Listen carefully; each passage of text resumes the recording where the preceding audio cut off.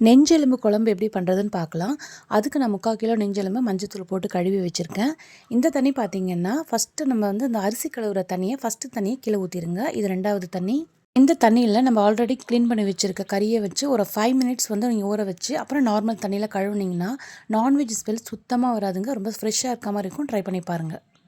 இப்போ ஒரு சின்ன குக்கரில் கறியை போட்டு 1 ஸ்பூன் மிளகாய் பொடி, 1 ஸ்பூன் தனியா பொடி, மஞ்சள் பொடி 1 ஸ்பூன், அரை தக்காளி ஆட் பண்ணிக்கோங்க. ஒரு 4 சின்ன வெங்காயத்தை ஆட் பண்ணிக்கோங்க. இஞ்சி பூண்டு பேஸ்ட் ஒரு 3 ஸ்பூன் ஆட் பண்ணிக்கோங்க. தேவையான அளவு தண்ணியும் ஊற்றிக்கோங்க. பாதி மசாலா தான் ஆட் பண்ணியிருக்கோம். 6 விசில் விட்டுருங்க. இப்போ ஒரு மிக்ஸி ஜாரில் மசாலாவுக்கு ஒரு அரை மூடி தேங்காய், 2 பச்சை மிளகா, 10 சின்ன வெங்காயம், ஒரு தக்காளி, கொத்தமல்லி, கொஞ்சம் சோம்பு, கசகசாக்கு வந்து கொஞ்சம் ஆட் பண்ணிக்கோங்க. குழம்பு நல்லா திக்னஸ் அண்ட் டேஸ்ட் நல்லா கொடுக்கும்.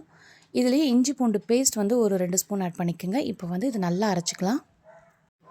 இப்போ ஒரு பாத்திரத்தில் 2 ஸ்பூன் ஆயில் போட்டுக்குங்க. அதில் கருவேப்பிலை, பட்டை, இலை, சோம்பு, கடல்பாசி ஆட் பண்ணிக்கோங்க.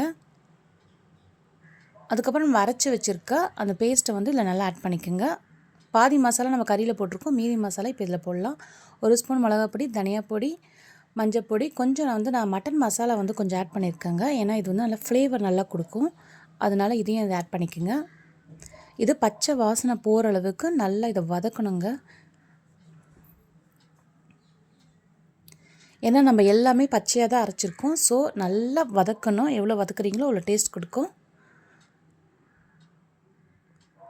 இப்போ நல்லா வதங்கிடுச்சுங்க. இந்த மாதிரி வதங்கினோன்னா நம்ம ஆல்ரெடி வேக வச்சுருக்க எலும்பை வந்து அதில் ஆட் பண்ணிக்கலாம். நல்லா வந்து ஒரு 20 மினிட்ஸ் வந்து நல்லா கொதிக்கணுங்க. இந்த மாதிரி 20 மினிட்ஸ் வச்சிங்கன்னா சுவையான நெஞ்செலும்பு குழம்பு தயார். ஒரு வாட்டி ட்ரை பண்ணி பாருங்கள். என்னோடய சேனல் பிடிச்சிருந்தால் லைக் அண்ட் ஷேர் பண்ணுங்கள்.